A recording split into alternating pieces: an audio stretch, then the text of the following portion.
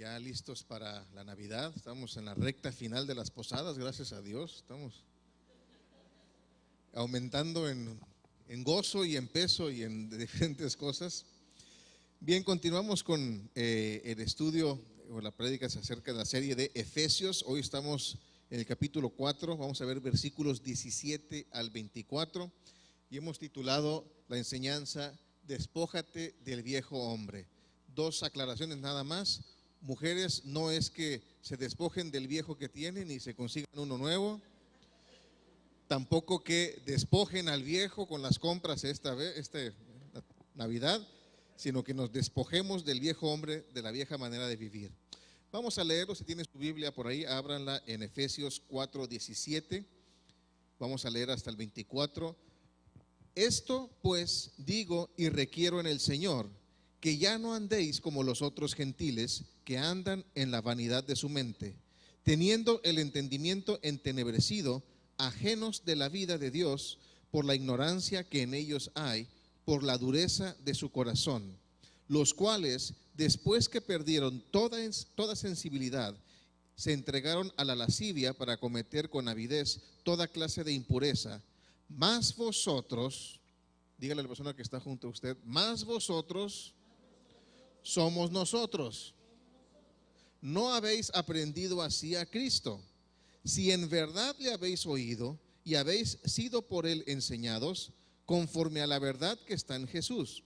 En cuanto a la pasada manera de vivir, despojaos del viejo hombre que está viciado conforme a los deseos engañosos, y renovaos en el espíritu de vuestra mente, y vestíos del nuevo hombre, creado según Dios en la justicia y santidad de la verdad.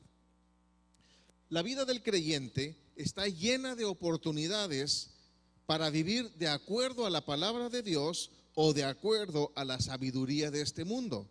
Es responsabilidad de cada creyente discernir los engaños del mundo y vivir según Cristo nos enseñó. Es mi responsabilidad personal tomar las decisiones correctas y alejarme de lo que no está de Dios. No es responsabilidad del pastor, no es responsabilidad de mi esposa, es mi responsabilidad. Dile a la persona que está junto a ti, es mi responsabilidad. Ahora contéstele, qué bueno que la entiendes, asúmela. En Colosenses 2:8 nos dice, mirad que nadie os engañe por medio de filosofías y huecas sutilezas, según las tradiciones de los hombres, conforme a los rudimentos del mundo, y no según Cristo. El mundo está lleno de sabiduría humana y existe un movimiento mundial llamado ecuménico para la unificación de todas las creencias para que convivan en armonía. Y en un principio está bonito vivir en armonía. El único problema es de que es la armonía donde no hay valor o no hay una verdad absoluta. La única creencia que no puede armonizar con este movimiento es el cristianismo bíblico. En el momento en que enfatizamos la palabra de Jesús, que dicho sea de paso, son excluyentes, Jesús fue excluyente y fue incluyente a la vez. Fue excluyente porque Él dijo, yo soy no un camino, sino el camino. No dijo yo soy una verdad, sino dijo yo soy la verdad, y yo no soy una forma de vida, sino soy la vida. Nadie viene al Padre si no es por mí. Díganme si no es excluyente eso. Excluye su persona de todas las demás creencias, pero es incluyente en el sentido de que de tal manera amó Dios al mundo que entregó a su Hijo unigénito para que todo aquel que en Él cree no se pierda, mas tenga vida eterna. Excluyente, Él es el único camino. Incluyente, está abierto para todos los que querramos seguirle. Ahora, al haber nacido de nuevo, Dios espera y requiere un cambio de mente, de nuestra mente y de vida de cada creyente. No podemos continuar viviendo esta nueva vida en Cristo Jesús con la misma forma de vivir y de pensar cuando estábamos ajenos a Dios. La palabra cambio en el Nuevo Testamento es la palabra metamorfosis, y es la misma que utilizamos para describir el cambio de una oruga a una mariposa. Entonces, pasamos de ser un gusano, la gente nos ve y dice, hubo un cambio en ti, ya no eres el mismo gusano de antes, ya no tienes los pelos parados, ya no andas de arrastrado todo el día. Otra cosa interesante es que la oruga es destructora, es una plaga. Cuando la oruga está presente, empieza a comerse las hojas verdes de los árboles y los mata. Si hay suficientes, acaban con la planta donde están. Pero la mariposa no es destructora, al contrario, es constructora, porque ayuda en el proceso de polinización y hace que se esparza el polen y que pueda haber más flores. Entonces nos pueden decir, oye, ya no tienes esa lengua tan destructora como antes. Antes eras criticón y eras mentiroso, y ahora ya eres constructivo. De tal suerte que todos podemos ver que de aquí a aquí hay una diferencia. ¿Todos vemos la diferencia de esto a esto?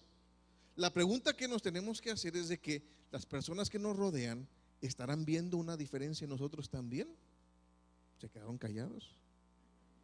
Vamos a ver. Romanos 12:2 nos dice: no os conforméis a este siglo, sino que transformaos. Ahora, aquí nos está hablando Pablo de que es un proceso de transformación de nuestra mente. Dice, por medio de la renovación de vuestro entendimiento, de tu forma de pensar, para que comprobéis cuál sea la buena voluntad de Dios, agradable y perfecta. Cuando hemos conocido al Señor, venimos a un proceso de transformación, y en ella el creyente tiene una responsabilidad y un papel protagonista.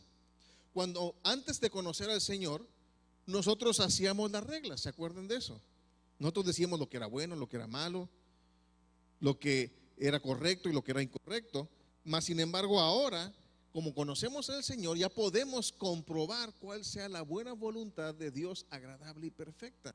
Si hacemos un análisis antropológico de las culturas que no son creyentes, sus ídolos son un fiel reflejo de las personas que viven en esa comunidad. Tienen las mismas debilidades que los habitantes de ese lugar, tienen los mismos vicios que los habitantes de ese lugar. Por eso tienen dioses con D minúscula que andan con problemas de líos de falda, andan energúmenos por ahí destruyendo cosas, porque es un fiel reflejo de el hombre que vive ahí. Mas sin embargo, Dios nos ha abierto el entendimiento para conocerlo a Él, y que nosotros nos conformemos a ese carácter de Dios. Segunda de Corintios 5:17 nos dice: de modo que si alguno está en Cristo, nueva criatura es. Nos la compartió Ernesto ahorita.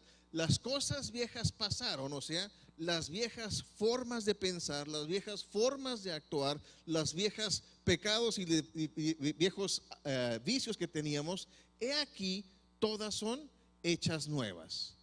Somos nuevos creyentes, somos bebés espirituales, pero fuertes en el Señor. Ahora nada más hay que alejar las tentaciones que teníamos antes para que el nuevo hombre no sea igual que el pasado. Llega un hombre en estado inconveniente a su casa, lo recibe la mujer a altas horas de la noche y le dice: viejo, ¿qué no habías prometido ya cambiar? ¿Qué no dijiste que ya eres un nuevo hombre? Y él le contesta: mujer, estás salada, el nuevo te salió igual de borracho que el viejo, es tu culpa.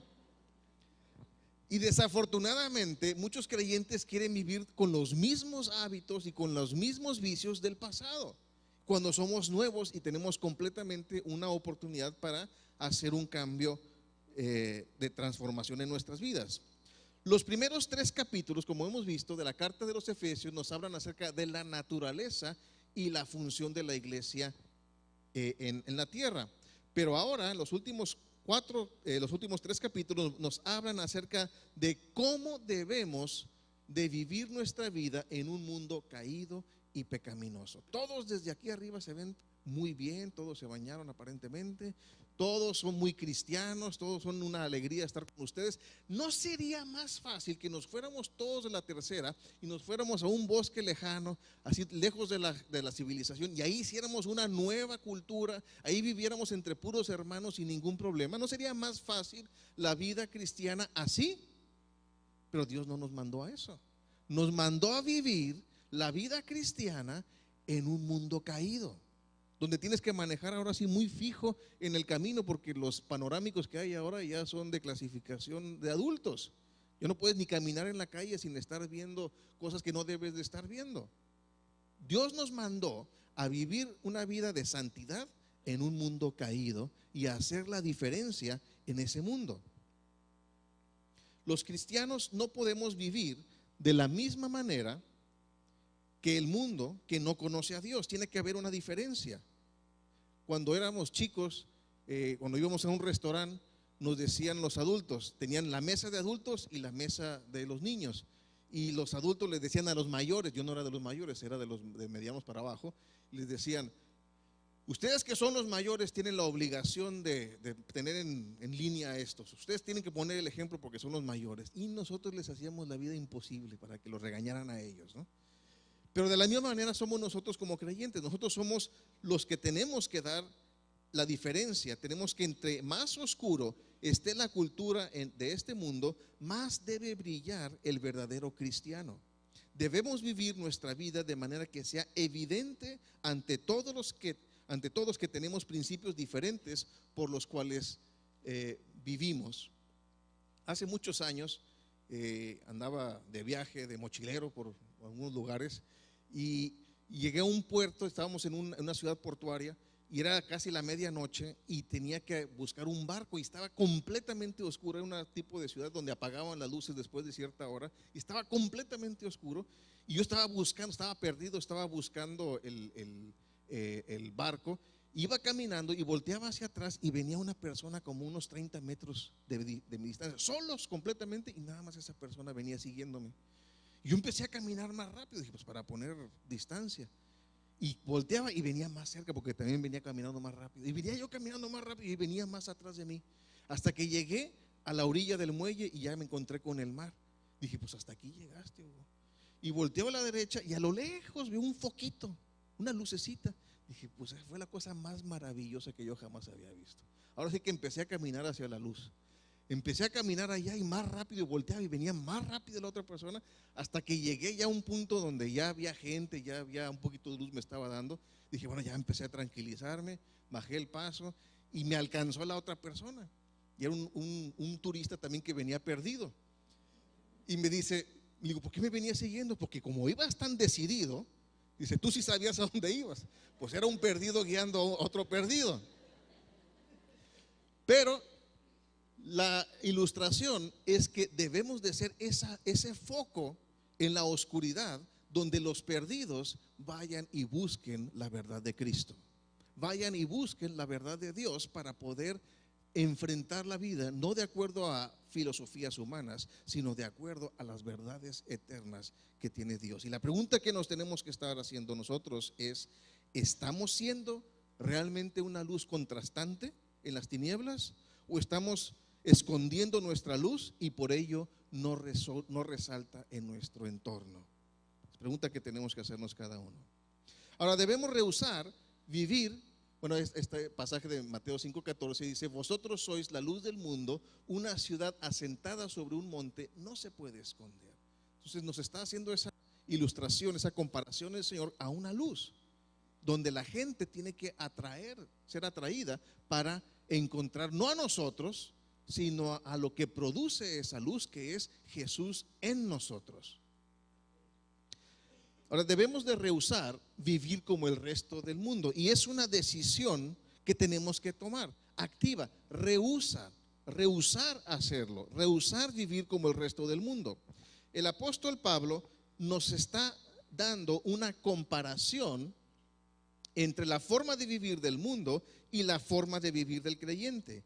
Primeramente nos exhorta a que no andemos como el resto del mundo. Los primeros 3 versículos habla acerca de cómo vive el mundo, cómo hace, cómo piensa, cómo actúa el mundo, y luego nos va a explicar y nos va a exhortar a que no andemos así, sino que nos advierte de ello. Y vamos a ver que, por ejemplo, no sé si se alcanza a ver aquí, pero es una reunión de creyentes que es de adoración. Yo veía desde donde estaba que cuando estábamos en momento de alabanza y adoración, muchos levantaron sus manos. ¿Cuántos levantaron sus manos? Levanten sus manos ahora. Bastantes. Ahora, ¿este es el lugar donde es el único lugar donde se levantan las manos? No. Sí, puse el de la borra de los tigres para no ofender a nadie. Pero también levantan las manos ellos. Ellos también levantan las manos, ellos también cantan, ellos también gritan. La diferencia es hacia quién. Ellos hacia un equipo que no puede ser campeón de buen rato, o nosotros al campeón de campeones, rey de reyes y señor de señores. ¿Cuál es la diferencia? No podemos estar pareciendo igual y nos debemos de rehusar poner la mente en las cosas que no son eternas, en las cosas que el mundo aprecia y el Señor no. Ahora vamos a ver unas áreas que distinguen al viejo hombre del hombre espiritual en Cristo. Primeramente que nada está la perspectiva mental. ¿Cuántos saben que es importante tener una perspectiva mental correcta? Esto se refiere a cómo pensamos. La primera línea de batalla está en nuestra mente. Es en la mente donde se logra la victoria sobre el pecado o donde se firma nuestra rendición a la lucha contra el pecado. Es aquí donde decidimos. No es el pecado que está escondido y te brinca y te asusta. No, está en nuestra mente el determinar no hacer tal cosa y a valernos de la fortaleza del Señor, o decir, me rindo y ahora sí hago lo que tenga que hacer, aunque no deba de hacerlo. Colosenses 3, 1 y 2 dice: si pues habéis resucitado con Cristo. Y es interesante esta frase, si pues habéis resucitado en Cristo. Es una frase griega que significa como habéis resucitado en Cristo. O sea, no está dando una pregunta de a ver si sí, sino está dando por hecho que como habemos resucitado en Cristo, entonces por consiguiente buscad las cosas de arriba. Si estamos en Cristo, debemos de estar buscando las cosas de arriba, donde está Cristo sentado a la diestra del Padre. Poned la mira en las cosas de arriba, no en las de la tierra. Colosenses 3, 1 y 2.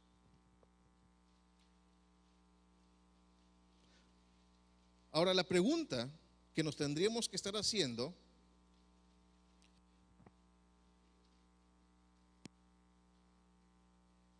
es en qué ocupamos nuestra mente la mayor parte del tiempo. ¿En qué pensamos? ¿En qué invertimos el tiempo en pensar, como el chango este?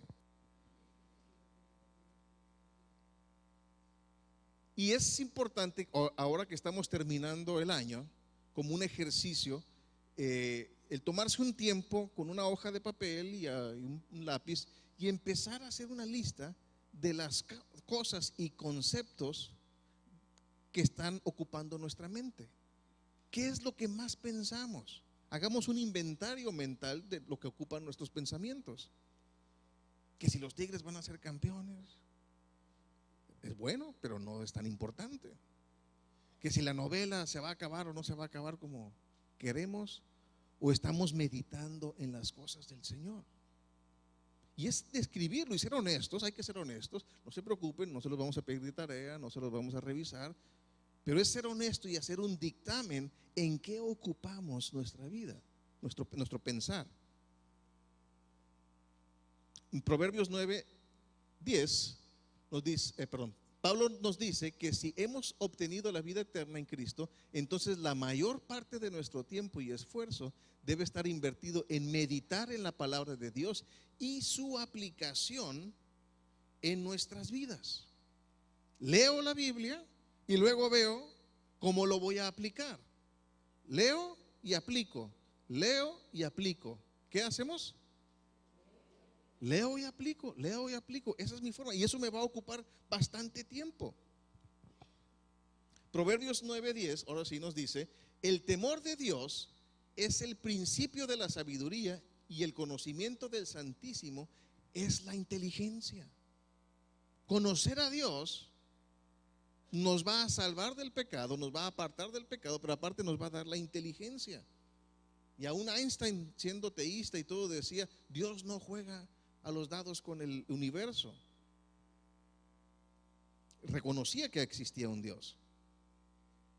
Ahora, el pecado primeramente nace en nuestra mente, ya sea por ignorancia, rebeldía o por seducción al pecado. Pero una vez que permitimos que la semilla del pecado comience a ¿qué? A germinar. O sea que empieza la semillita ya a echar raicitas, empieza a salirle cosas en nuestra mente y en poco tiempo podemos esperar ver los brotes, son los primeros verdes que empiezan a salir de ese pecado en nuestra forma de hablar y de relacionarnos para finalmente cosechar el fruto de ese pecado. Entonces todo está en nuestra mente, sale todo el pecado de nuestra cabeza y nos pone duros y nos endurece ante la vida. Colosenses 1:21 dice: y vosotros también, que erais en otro tiempo extraños y enemigos en vuestra mente, en nuestra forma de pensar, éramos enemigos de Dios y éramos extraños, haciendo malas obras, ahora os ha reconciliado. Somos libres. Ahora algunos dicen, soy libre para hacer lo que se me pegue la gana en Cristo. No, somos libres para dejar de pecar. ¿Por qué pecábamos antes?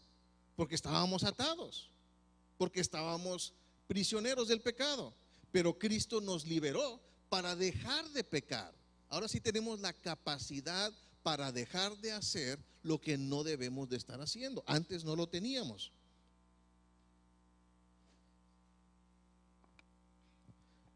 La condición mental del hombre no creyente tiene las siguientes condiciones que les impiden vivir de acuerdo a los preceptos de la palabra de Dios. Vamos a ver el estado mental del no creyente. Primeramente que nada, están sin reacción moral. Son personas vacías de propósito y sentido. Era preocupante cuando las mujeres se inyectaban veneno para ratas en la cara para quitarse las arrugas, pero ahora son los hombres los que se están inyectando esto y ya se preocupan más de cómo vestir y de qué ropa se ponerse, más que cómo vivir correctamente. Entonces son personas que entran sin reacción moral y sin vacías de propósito y sentido. Y aquí también entramos en un problema de diccionario. En la actualidad estamos intercambiando la palabra moral con ética y nos estamos confundiendo porque pensamos que moral simplemente aplica para las cuestiones sociales y la ética para los profesionales. Decimos ética profesional, ética laboral y la moral es de sociedad nada más, pero son dos cosas diferentes. La moral nos describe nos da la lista de las virtudes y de los vicios existentes en una persona o en una sociedad. Nos describe cómo es, qué virtudes tiene o qué vicios tiene. Y por eso la moral de nuestra ciudad es diferente a la moral de la Ciudad de México o de Nueva York. Es diferente porque son diferentes personas y hay diferentes vicios y virtudes. De tal suerte que moral nos describe la condición de la persona o de la sociedad. Y ética nos dicta cómo debe de ser. La ética es regente, nos dice qué virtudes deben de existir y qué vicios no los deben de existir. Y ahí es donde no nos gusta, porque decimos, ¿quién eres tú para decirme a mí qué es lo que debo de hacer o no debo de hacer si yo soy libre? Y empezamos con todos estos problemas, con esta falsa libertad de creer que podemos discernir las cosas nada más nosotros mismos en nuestra inteligencia propia. El no creyente decide qué está bien y qué no. Toma los mandamientos de Dios como buenas sugerencias. Ted Turner, el dueño de CNN, dijo, vamos a quitar los 10 mandamientos y vamos a decirle las 10 sugerencias. ¿Qué les parece? Y el mundo está como está por ese tipo de forma de pensar. Pero considera que estos mandamientos son aplicables solo dependiendo las circunstancias en las que se encuentran. ¿Es malo mentir? Sí, pero si el cobrador está a la puerta, pues echa una mentirita blanca. Y empezamos a categorizar las mentiras: mentiras blancas, mentiras piadosas, mentirillas, mentiras de niños. Y empezamos a decir cosas que no son extra bíblicas. Empezamos a sacar los 10 pecados mortales, los 9 nocivos, los 3 terribles. Y categorizamos el pecado cuando eso está fuera de la Biblia. No existe eso en la Biblia. Y nosotros decidimos qué está bien y qué está mal. Aquí, si alcanzan a ver, es una Biblia con recortes. Esta es la Biblia de Benjamin Franklin. Él decía, yo voy a decidir qué sí es bueno y qué no en la Biblia. Y tenía una tijera y las cortaba, lo que a él no le parecía. ¿Quién era Dios ahí? ¿El que lo escribió o el que lo recortó? El que lo está recortando está pretendiendo serlo. También en Gálatas 4:8 dice: ciertamente en otro tiempo, no conociendo a Dios, servíais a los que por naturaleza no son dioses. Y aquí vemos al pueblo de Israel adorando a un becerro de oro y decimos: ¡ay, qué bárbaro! ¿Cómo les ocurría adorar un becerro de oro? Sí, pero ahora adoramos papeles pintados de verde. Estos de perdido tenían oro. Nosotros estamos atrás de papeles. Matamos, robamos, destruimos, mentimos para conseguir más papelitos. Díganme si no existe todavía la idolatría. Ahora, existe una incapacidad de tener un razonamiento espiritual. El no creyente es incapaz de razonar espiritualmente. Al no creyente le resulta imposible entender principios bíblicos, puesto que estos son de naturaleza espiritual y su espíritu está inactivo, está muerto, está inoperante el espíritu del no creyente. Aquí, si alcanzan a ver, es un panel de expertos, hagan así, expertos, llamado el Seminario de Jesús. Y si se alcanza a ver, el símbolo de ellos o el logo de ellos es una mano metiendo una piedrita en un jarrón. ¿Qué tiene de especial esto? ¿Por qué es tan importante esto para ellos? Porque este panel de expertos se reúne para decidir qué es lo que leen el Nuevo Testamento, leen los evangelios. Ellos deciden por medio de un voto de piedritas de color qué dijo Jesús sí y qué dijo que realmente no dijo, y lo van quitando de la Biblia. De tal suerte ahorita llevan como nada más 2 oraciones que dijo Jesús realmente, según ellos.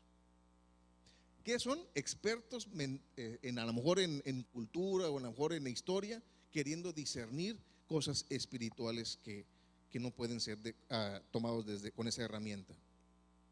Es más fácil.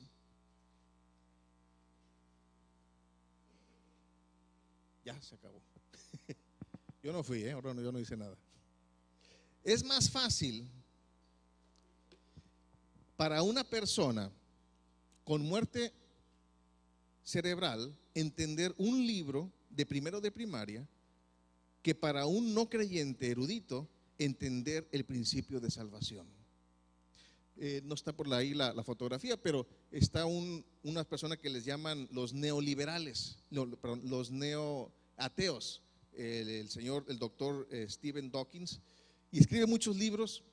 Y estaba en un debate él con otras personas, y él decía: los cristianos no son cristianos. Dije: ¿por qué no? ¿Por qué no? Sí, porque nosotros hemos hecho estudios y encuestas y les hemos preguntado qué son ellos. Dicen: somos cristianos. Y a los que dicen que son cristianos les preguntamos que nos digan los 4 libros de los 4 evangelios, que nos los nombren, y no pueden hacerlo. Así es que no son cristianos realmente. Y oye, pero si se están refiriendo a que son cristianos, pues eso no tiene nada que ver. No son. Ellos no son cristianos porque no saben los nombres de los 4 evangelios. Entonces, uno de los que estaba en el panel le pregunta al señor Dawkins, al doctor Dawkins, le dice: doctor Dawkins, ¿es usted evolucionista? Sí soy evolucionista.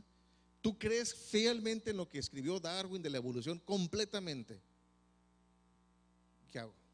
¿No? Ahí está. Dice, este es el doctor Dawkins. Sí, yo soy evolucionista, creo firmemente en lo que dijo Darwin de la evolución, soy evolucionista.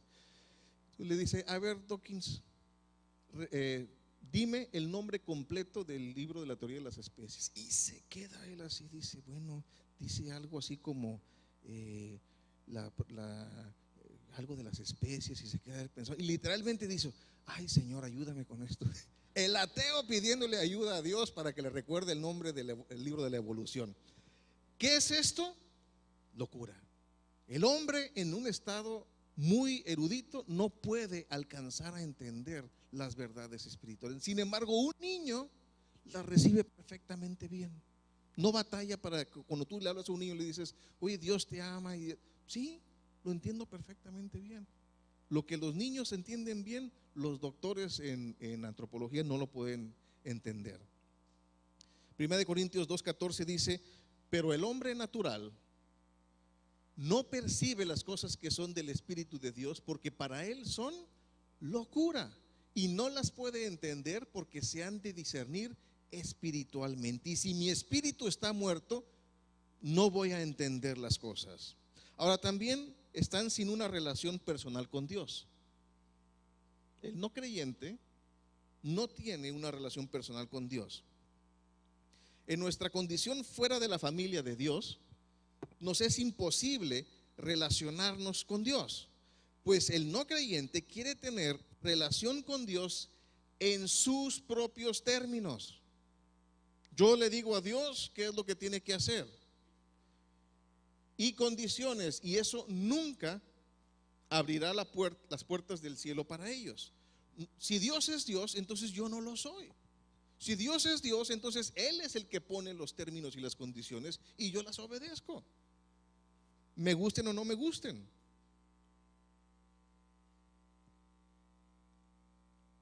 Ya me pasé. Efesios 2:13 dice: pero ahora en Cristo Jesús, vosotros que en otro tiempo estabais lejos, habéis sido hechos cercanos, porque vienen los domingos a amistad familiar, porque diezman y ofrendan, porque levantan las manos cuando cantan, por la sangre de Cristo. Y eso es locura para el que no conoce al Señor. Aun cuando el no creyente pretende ejercer una acción espiritual, por esa falta de vida espiritual no logran su propósito de establecer contacto con Dios. Aun cuando el no creyente quiere parecer espiritual, no hay contacto. Mateo 6:7, Jesús les dice, y orando le dice a sus discípulos: no uséis vanas repeticiones como los gentiles, que piensan que por su palabrería serán oídos. El no creyente se inventa mantras, se inventa oraciones, y ahí están, repite, y Jesús dice: no pasan del cielo, no pasan del techo, ahí se quedan. No es por repeticiones, sino es por sinceridad de corazón y de sumisión delante del Señor. En Hebreos 11:6 nos dice que sin fe es imposible agradar a Dios. Y la fe es confiar en lo que Dios ha dicho que es verdad. No es decir, bueno, las verdades que me convengan las voy a tomar y lo que no me convenga pues no ha de ser verdad. Eso no es confiar en el Señor, eso no es tener fe en el Señor. Pero sin fe es imposible agradar a Dios, porque es necesario que el que se acerque a Dios crea que le hay y que es galardonador de los que le buscan. Y por ahí dice uno: pues yo no creo que existe Dios, pero si existe Dios, ahí te mando mi melate y mis talones de lotería para que me lo ganes. Si existe, y si no existe, pues es que no me lo vas a ganar. Entonces no existe si no me lo gano. Y así estamos con un error tras error espiritual. Ahora es interesante que la palabra endurezca, el no creyente no sufre de una batalla interna. ¿Cuántos tenemos una batalla interna de hacer lo bueno contra lo malo? ¿Cuántos tienen una batalla? Los que no levanten la mano es que ya se rindieron completamente. Lucha la carne contra el espíritu. Queremos hacer lo bueno, pero nuestra carne nos jala. Pero ¿saben qué? El no creyente no tiene lucha. Peca, pero con singular alegría. Se goza en el pecado. Es más, hasta da gusto ver cómo peca. Dice: qué bárbaro, qué maestro para pecar este cuate. Lo hace pero con singular maestría, porque hay una ausencia de moral.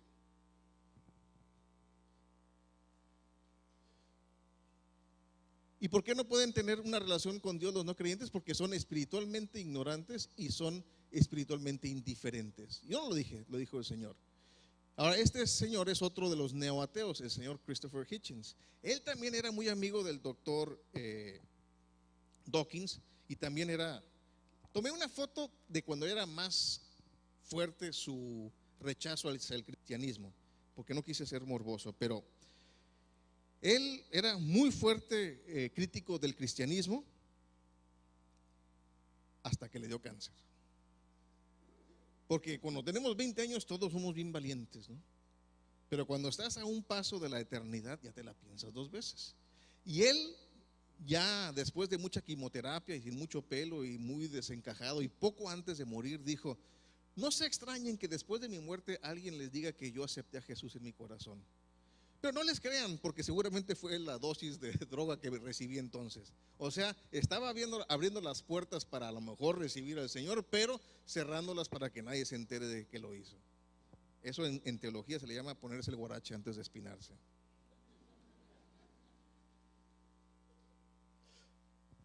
Ahora, también hay prácticas morales de los no creyentes que los impiden de conocer al Señor, sin sensibilidad al pecado. En Hebreos 3:12 y 13 nos dice: mirad, hermanos, que no haya en ninguno de vosotros corazón malo de incredulidad para apartarse del Dios vivo. Antes exhortaos los unos a los otros cada día, entre tanto que se dice hoy, para que ninguno de vosotros se endurezca por el engaño del pecado.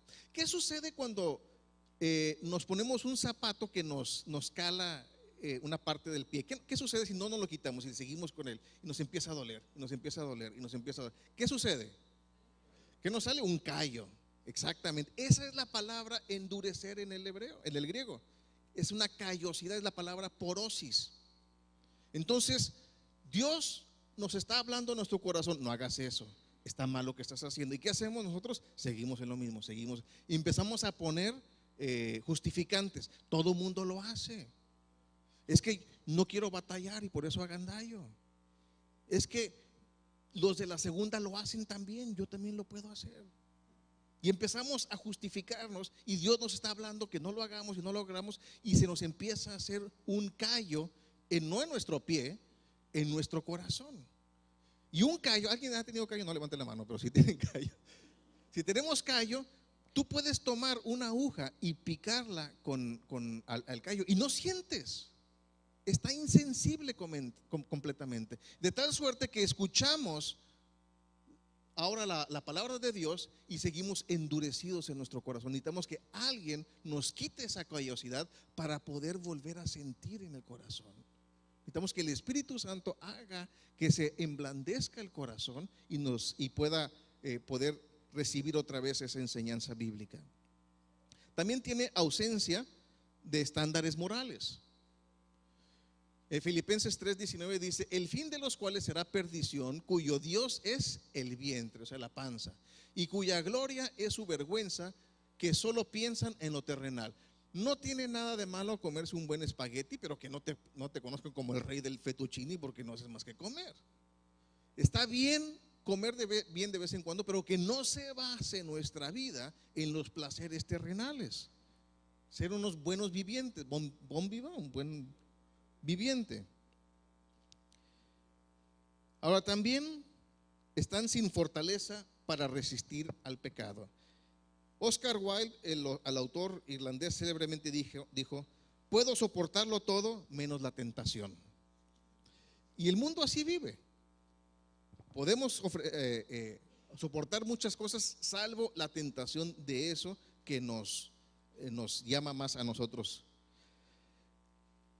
En Santiago 1:14-15 dice: cada uno es tentado cuando de su propia concupiscencia es atraído y seducido. Lo que a mí me hace caer no es igual a lo que Manolo o que otras personas, es diferente, somos diferentes, pero yo tengo que conocer cuál es mi debilidad, no para meterme a ver si caigo hoy o no, sino para alejarme lo más posible. Conocer cuál es mi debilidad para estar lejos de ahí y no para estarme acercando. Entonces la concupiscencia, después que ha concebido, da a luz el pecado, y el pecado, siendo consumado, da a la luz la muerte. Entonces nos conocemos, o nos deberíamos de conocer, para poder alejarnos de lo que no nos conviene.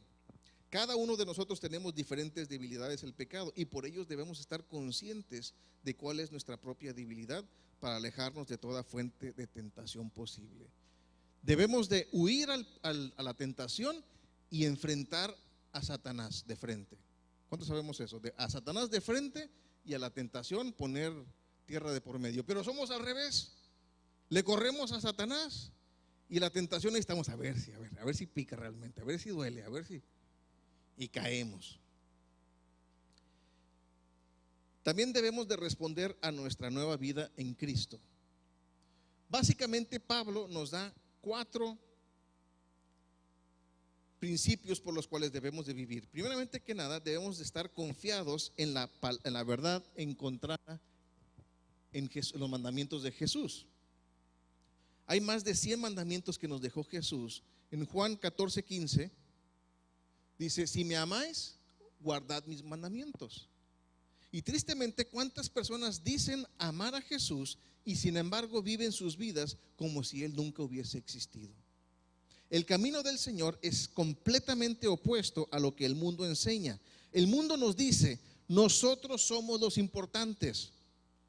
Nos dice el mundo que tenemos derecho a ser felices, que debemos de cumplir todos nuestros deseos y demás frases huecas. Sin embargo, fíjense lo que dijo Jesús. Jesús dijo a sus discípulos: si alguno quiere venir en pos de mí, ¿qué? Niéguese a sí mismo y tome su cruz y sígame. Ahora, ¿entendemos para qué sirve una cruz? El cruz, dice Jesús, no ponte una cruz en el cuello y sígueme. No, la cruz es un instrumento de muerte. La cruz es para crucificar personas. Y Jesús nos está diciendo: toma tu cruz para crucificarte y sígueme. Estar muerto a mis propios deseos, a mis propios anhelos, y buscar lo que Dios quiere para mi vida. Y generalmente están contrapunteados. Cuando yo conocí a Dios, el mundo, mi vida se puso de cabeza. ¿Por qué? Porque lo que yo quería, me vine a enterar que Dios no lo quería para mí. Y lo que Dios tenía para mí, ¿qué creen? Yo no lo quería. Y tuve que luchar para ver quién era Dios, si Dios o yo. Gracias a Dios, Él ganó. Pero esa es la lucha que tenemos que tener. Esa lucha es la que nos enfrentamos. Y tenemos que rehusar a ser controlados por el viejo hombre. Sabiendo esto, que nuestro viejo hombre fue crucificado juntamente con Jesús, dice Romanos, para que el cuerpo del pecado sea destruido, a fin de que no sirvamos más al pecado. Un hombre muerto, crucificado, ¿tiene anhelos? ¿Tiene tentaciones? No, ¿por qué? Porque murió completamente. Así es como nos dice Pablo que debemos de estar. Porque el que ha muerto ha sido justificado del pecado, o sea, ya recibió su pena de muerte. Y si morimos con Cristo, creemos que también viviremos con Él, sabiendo que Cristo, habiendo resucitado de los muertos, ya no muere. La muerte no se enseñorea más de Él, porque en cuanto murió, al pecado murió una vez por todas. Mas en cuanto vive, para Dios vive. Y Pablo magistralmente lo pone así: así también vosotros consideraos muertos al pecado. Un muerto no peca, pero vivos para Dios en Cristo Jesús, Señor nuestro. No reine pues el pecado en vuestro cuerpo mortal, de modo que lo obedezcáis en sus concupiscencias, ni tampoco presentéis vuestros miembros al pecado como instrumentos de iniquidad, sino presentaos vosotros mismos a Dios como vivos de entre los muertos, y vuestros miembros a Dios como instrumentos de justicia, porque el pecado no se enseñoreará de vosotros, pues no estáis bajo la ley, sino bajo la gracia. ¿Qué significa esto? Que el primer paso es dejar de hacer lo que hacíamos mal antes. El que robaba, deje de robar. El que mentía, deje de mentir. Pero no se resume el cristianismo en eso. Fíjense, yo tenía un gato que no tomaba, no fumaba, no se iba, y para ser gato no se iba de parranda, no decía palabrotas, pero no era cristiano. Mucha gente dice: yo soy cristiano porque no fumo, no tomo, no hago esto, no bailo pegado, no hago este tipo de cosas. Pero no es no hacer. Ese es el primer paso. El siguiente paso es presentarte delante de Dios para su servicio. De tal suerte que el creyente que está inactivo está siendo rebelde delante de Dios, porque no se está presentando. Silencio total, ¿no?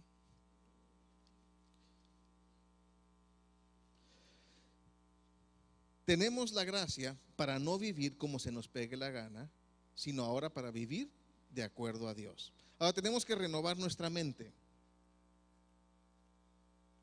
En 2 Corintios 3:18 dice: por tanto, nosotros todos, mirando a cara descubierta como en un espejo la gloria del Señor, somos transformados de gloria en gloria en la misma imagen como por el Espíritu del Señor. O sea, esa es la parte que le toca al Señor. Nuestra parte activa es una parte de transformación, y también el Espíritu del Señor nos está transformando a nosotros.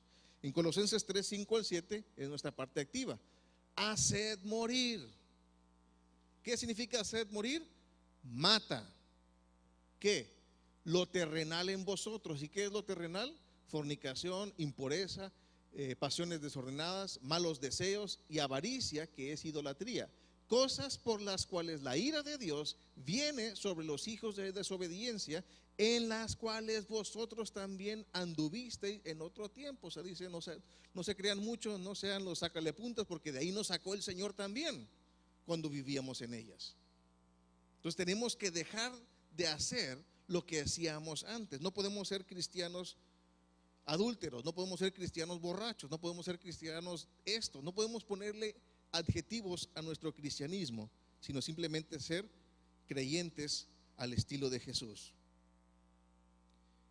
También, para finalizar, debemos responder a nuestra nueva vida en Cristo Jesús. Hemos salido de un estilo de vida anterior lleno de pecado y sin considerar los designios de Dios, para ahora entrar a una nueva vida en la que tenemos relación con Dios, que transforma nuestra forma de pensar y por consiguiente nuestra forma de vivir. Si pensamos igual que antes, yo sinceramente les haría la recomendación de que pensáramos si realmente hemos vuelto a nacer. Si seguimos con los mismos pecados, si seguimos con las mismas ideas, si seguimos con las mismas cosas, y ya pasaron más de un par de años o algo así, a lo mejor no hemos vuelto a nacer. Un muchacho un día se me acercó y me dice: Hugo, ¿sabes qué? Yo no sé si he vuelto a nacer. Yo creo que no he vuelto a nacer, es más. Digo, ¿por qué no? Dice, porque tenía poco tiempo, tenía unas semanas.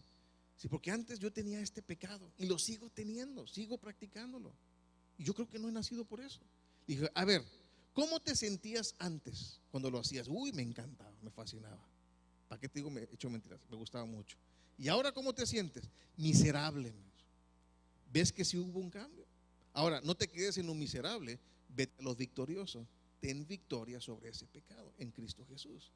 Pero tiene que haber un cambio. Pero si ya no sientes lo mismo, si sigues sin problemas de lucha interna, ve con un consejero, Manolo aquí está, para que te ayude a ver si realmente has vuelto a nacer. Y si no, las puertas siguen abiertas del Señor para hacerlo. En Juan 5:14 dice: después le halló Jesús al paralítico y le dijo: mira, has sido sanado. ¿Y qué? No peques más. No peques más, para que no te venga alguna cosa peor. Muchas veces decimos: ya me salvó, ya me sanó, entonces ya puedo seguir haciendo mi vida como. No, tiene que haber un cambio.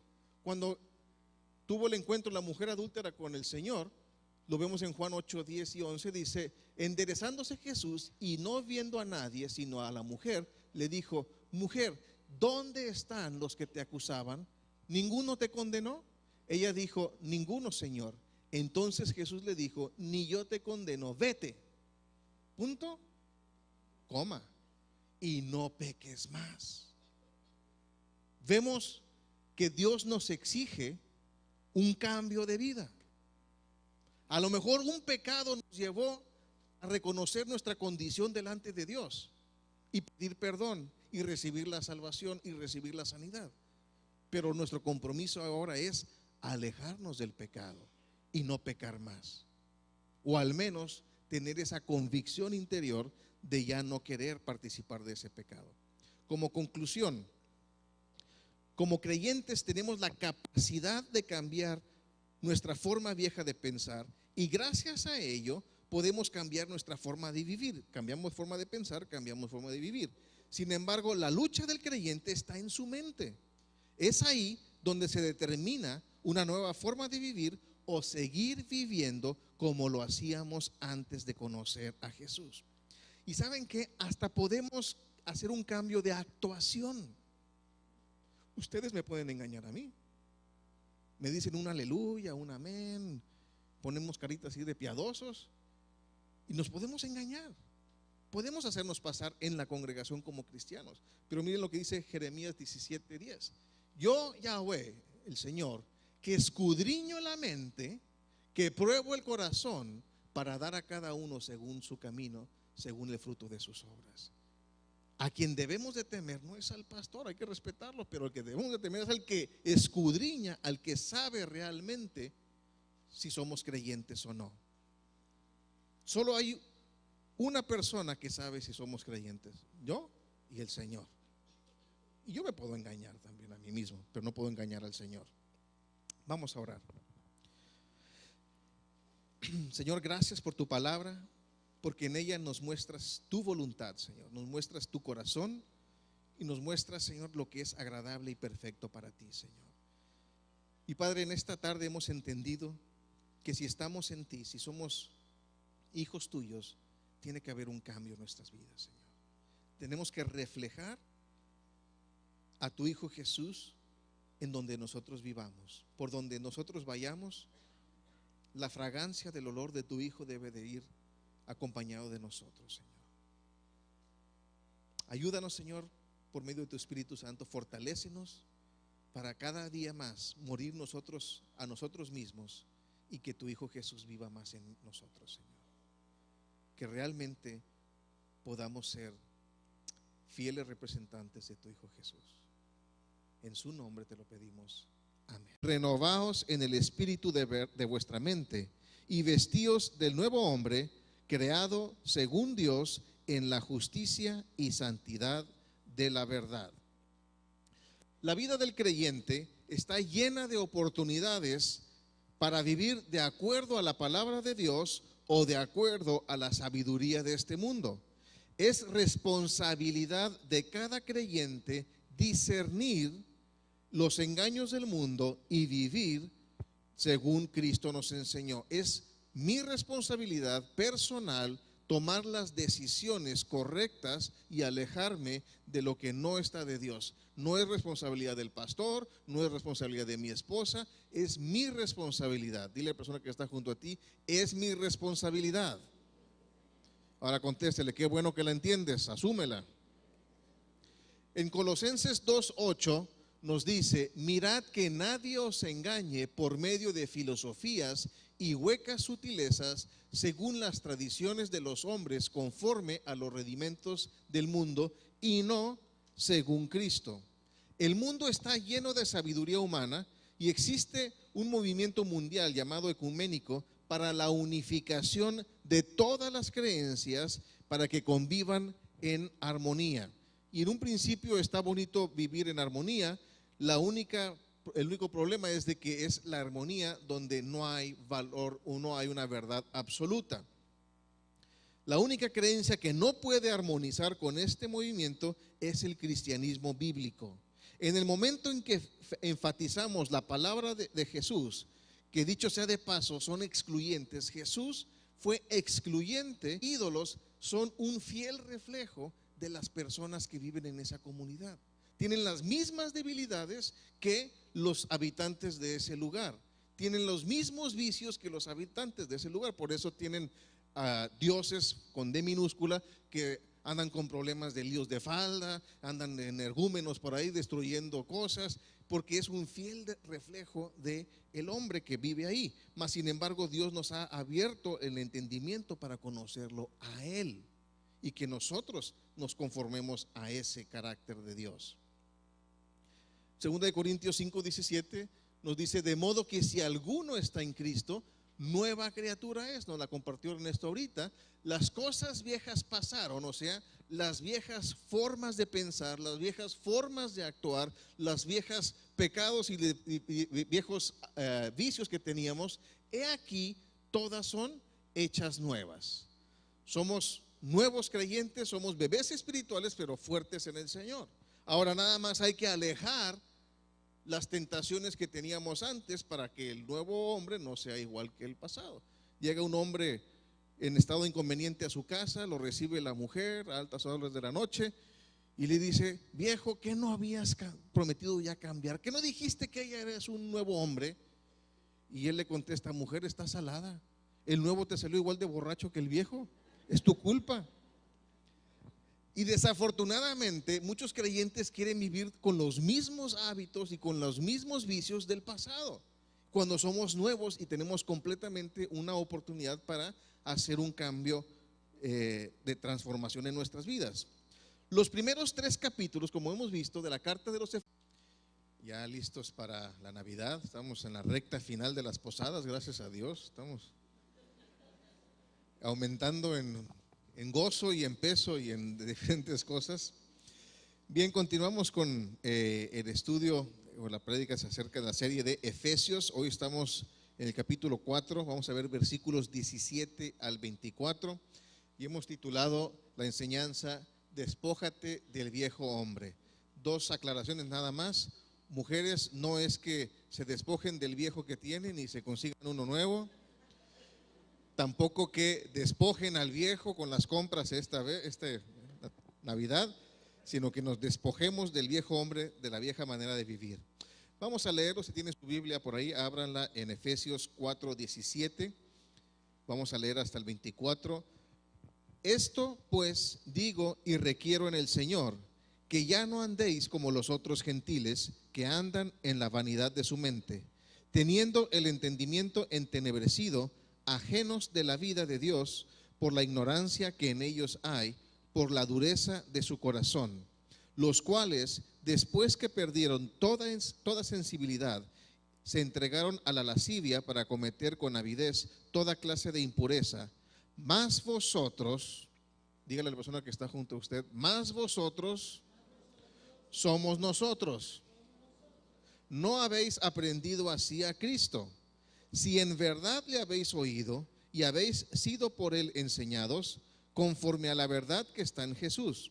En cuanto a la pasada manera de vivir, despojaos del viejo hombre que está viciado conforme a los deseos engañosos, y fue incluyente a la vez. Fue excluyente porque él dijo: yo soy no un camino, sino el camino. No dijo yo soy una verdad, sino dijo yo soy la verdad, y yo no soy una forma de vida, sino soy la vida. Nadie viene al Padre si no es por mí. Díganme si no es excluyente eso. Excluye su persona de todas las demás creencias, pero es incluyente en el sentido de que de tal manera amó Dios al mundo que entregó a su Hijo unigénito para que todo aquel que en él cree no se pierda, mas tenga vida eterna. Excluyente, él es el único camino. Incluyente, está abierto para todos los que querramos seguirle. Ahora, al haber nacido de nuevo, Dios espera y requiere un cambio de mente, de nuestra mente y de vida de cada creyente. No podemos continuar viviendo esta nueva vida en Cristo Jesús con la misma forma de vivir y de pensar cuando estábamos ajenos a Dios. La palabra cambio en el Nuevo Testamento es la palabra metamorfosis, y es la misma que utilizamos para describir el cambio de una oruga a una mariposa. Entonces, pasamos de ser un gusano. La gente nos ve y dice: hubo un cambio en ti, ya no eres el mismo gusano de antes, ya no tienes los pelos parados, ya no andas de arrastrado todo el día. Otra cosa interesante es que la oruga es destructora, es una plaga. Cuando la oruga está presente, empieza a comerse las hojas verdes de los árboles y los mata.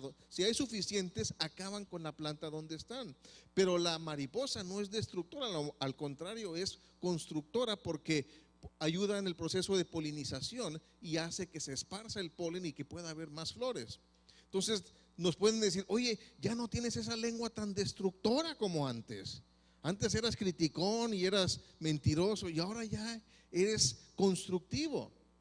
De tal suerte que todos podemos ver que de aquí a aquí hay una diferencia. ¿Todos vemos la diferencia de esto a esto? La pregunta que nos tenemos que hacer es de que las personas que nos rodean estarán viendo una diferencia en nosotros también. ¿Se quedaron callados? Vamos a ver. Romanos 12:2 nos dice: no os conforméis a este siglo, sino que transformaos. Ahora, aquí nos está hablando Pablo de que es un proceso de transformación de nuestra mente. Dice, por medio de la renovación de vuestro entendimiento, de su forma de pensar, para que comprobéis cuál sea la buena voluntad de Dios, agradable y perfecta. Cuando hemos conocido al Señor, venimos a un proceso de transformación, y en ella el creyente tiene una responsabilidad y un papel protagonista. Cuando antes de conocer al Señor, nosotros hacíamos las reglas, ¿se acuerdan de eso? Nosotros decíamos lo que era bueno, lo que era malo, lo que era correcto y lo que era incorrecto. Mas sin embargo, ahora, como conocemos al Señor, ya podemos comprobar cuál sea la buena voluntad de Dios, agradable y perfecta. Si hacemos un análisis antropológico de las culturas que no son creyentes, sus